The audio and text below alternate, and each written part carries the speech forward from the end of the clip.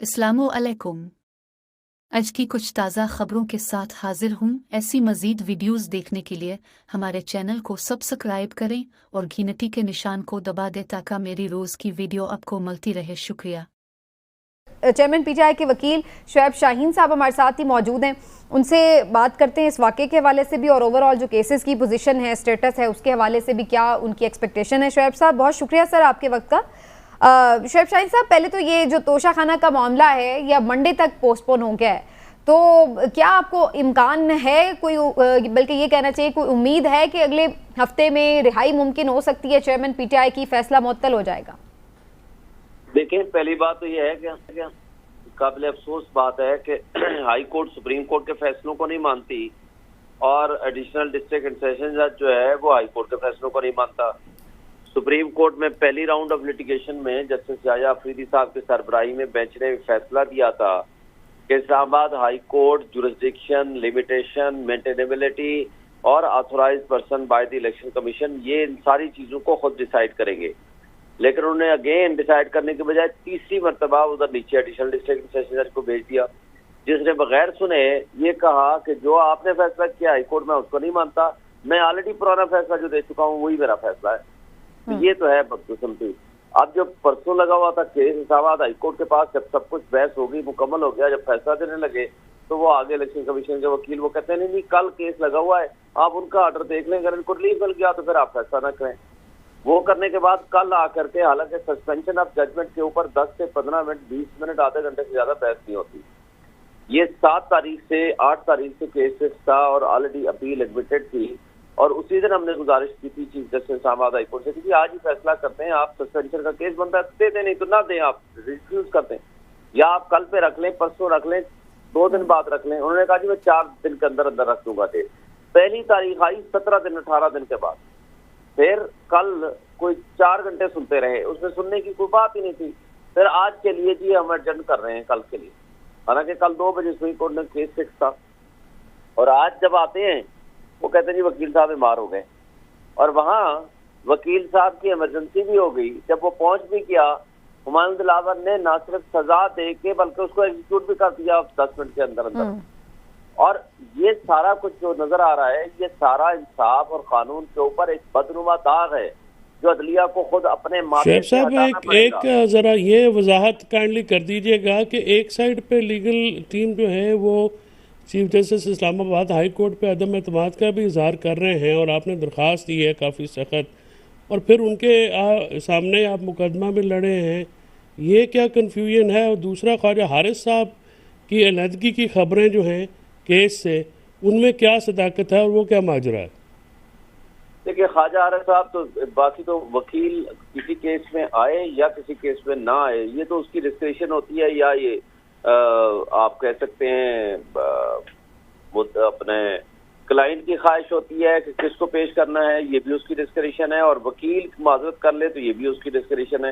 ये प्रोबेबली उन्होंने एफिडेविट दिया है कि जो कंडक्ट उसकी हुमायूं दिलावर था और जिस दिन उनकी हाजिरी थी, पेशी थी, और वो एफिडेविट जमा करा दिया जाए, तो प्रोबेबली चूंकि वो खुद इसमें एफिडेविट दे चुके हैं और फिर जिस तरह उनके मुंशी को उसी दिन अगवा किया गया और उसके लिए भी चीफ जस्टिस को उन्होंने दरख्वास्त दी और वहाँ मिलने गए, तो इन सारी चीजों को मिला के देखा जाए तो उनकी पर्सनल कोई रीजन थी जिसकी वजह से उन्होंने माजरत की, और साथ उन्होंने ये भी कहा कि उनकी तबीयत भी ठीक नहीं है। तो इसके अलावा कोई और रीजन तो हमें नजर नहीं आती। अच्छा, शुएब शाहीन साहब ये फरमाइएगा कि आपने जिस तरह से हमें एनलाइटेंड किया कि किस तरह से ये चीज़ें तारीखें लेके तो लिंगर ऑन मामला किया जा रहा है, तो ज़रा ये भी हमें थोड़ा सा रोशनी डाल दें कि पीटीआई के वकला की तरफ से तो कभी ये हथकंडे नहीं ना इस्तेमाल किए गए, तारीखें नहीं ली गई, ना वक्त अदालतों का ज़ाया किया गया, वो तो फौरी इंसाफ पे यकीन रखते हैं। फौरी इंसाफ पे बिल्कुल हम यकीन रखते हैं, हमारी तरफ से भी। देखें, एक बात और होती है, केस टू केस डिपेंड करता है। चीफ जस्टिस साहब ने पहले दिन से लेकर आज तक ये खुद कहा है और सुप्रीम कोर्ट में भी साबित हो गया है कि एक शख्स ने सुने बगैर किसी को आप सजा दे के अंदर भेज दें। एक है ट्रायल ऑफ द केस चल रहा हो, आप किसी को उसका इर्रिपरेबल लॉस नहीं होता। फर्ज करें कल आप ये इस नतीजे पे पहुंचते हैं कि ये सजा गैर आईनी और गैर कानूनी थी, मुझे बताइए कि किसी दिन को आपने 15 दिन, 18 दिन या 25 दिन आपने जो जेल में रखा उसको कंपनसेट कौन करेगा? एक है आपका चलते हुए किसी केस में कोई एक पार्टी आ सकती है, किसी दिन नहीं आ सकती, उसके ट्रायल का किसी एक पार्टी को या दूसरी पार्टी को इर्रिवर्सिबल लॉस नहीं होता।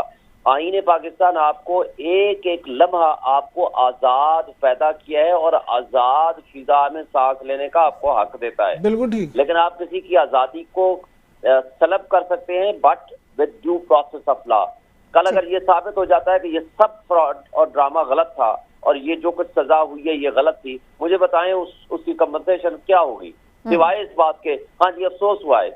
और अफसोस भी आहा चीमा के केस में ऐसा हुआ है ना, वो अतर बिनल्ला साहब के यही रिमार्क्स है कि 3 साल वो एक नहीं कई केसेस में होता रहा है और हुआ है, हम इसमें नहीं जाना चाहते। मुझे इस स्पेसिफिक केस के बारे में बता दें कि एक शख्स को मुल्जिम को सुने बगैर उसके गवाहान को आपने गैर मुतल्लिका खुद कह के और आपने आधे घंटे के अंदर 35 सफ़े डिक्टेशन दे वो तो कोई उसमें तो एडमिशन है और ये भी एक बिल्कुल एडमिटेड बात है कि जो ट्रायल कोर्ट का जजमेंट है वो उसमें बहुत ज़्यादा फ्लॉज हैं लीगलिटी में। वो जिस तरह से ट्रायल भी कंडक्ट किया गया बहुत बड़े सवालिया निशान हैं, उसमें किसी किस्म की कोई मेरे ख्याल में दूसरी ओपिनियन नहीं है। मैं सिर्फ ये पूछना चाह रहा था कि जब एक सवाल फैसल साहब आपने किया था कि हम अदम एतमाद कर रहे हैं आमिर फारूक के और उनके पास पेश भी हो रहे हैं।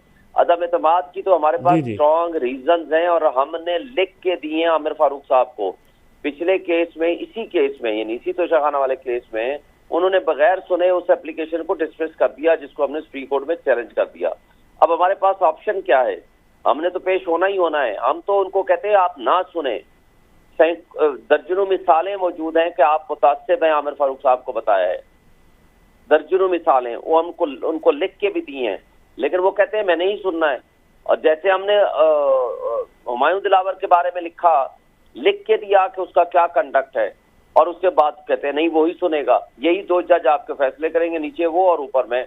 तो अब हमारे पास ऑप्शन तो सिवाय सुप्रीम कोर्ट में जाने के और कुछ भी नहीं है। हम गए हुए हैं, लेकिन हम ये कहें कि हम बहस ही नहीं करते तो अब हमारे पास किस जज के पास लेकर जाएं? जो अवेलेबल बेंच है फिर हमने उसी के पास ही बहस करनी है, ना चाहते हुए भी। हमने तो सुप्रीम कोर्ट को भी लिख के दिया, आमिर फारूक साहब को खुद को भी लिख के दिया है, एप्लीकेशन फाइल की है विच वाज टर्न डाउन, उसको डिसमिस कर दिया बगैर सुने, 1.5 लाइन के अंदर कहा कि डिसमिस। ठीक, लेकिन शुएब शाहीन साहब ये लिफ्ट वाला जो आज मामला पेश आया इसके ऊपर कुछ लोग खदशात का इजहार कर रहे हैं कि ये कोई खुदा न खासा साजिश तो नहीं थी कि इस तरह से मामला पेश आया है, और कुछ ये भी ख्याल कह रहे हैं कि ये कोई हादसा भी हो सकता है इत्तेफाकी। आपकी क्या राय है इसके ऊपर? सर देखें मैडम, अगर ये इत्तेफाकी हादसा हम प्रिज्यूम कर लेते हैं कि जी इत्तेफाकी हादसा हो गया, लिफ्ट खराब हो गई, लिफ्ट खराब होने के बाद अमले को जितना हमने कोल्ड बिहेवियर देखा, चीफ जस्टिस के पीएस को फोन किया, उसके पास भागे हुए गए, रजिस्ट्रार के पास भागे, ऑपरेटर के पास भागे, 1-2 पूरे हाई कोर्ट में हम सब भाग रहे हैं। 200 वकील हैं आज इसी केस में आए हुए थे, कोई आने को तैयार नहीं है। 45 मिनट्स के बाद सीडीए का स्टाफ आता है रेस्क्यू टीम में, उसको पुलिस वाले बाहर रोक देते हैं कि आप अंदर नहीं जा सकते। Can you imagine?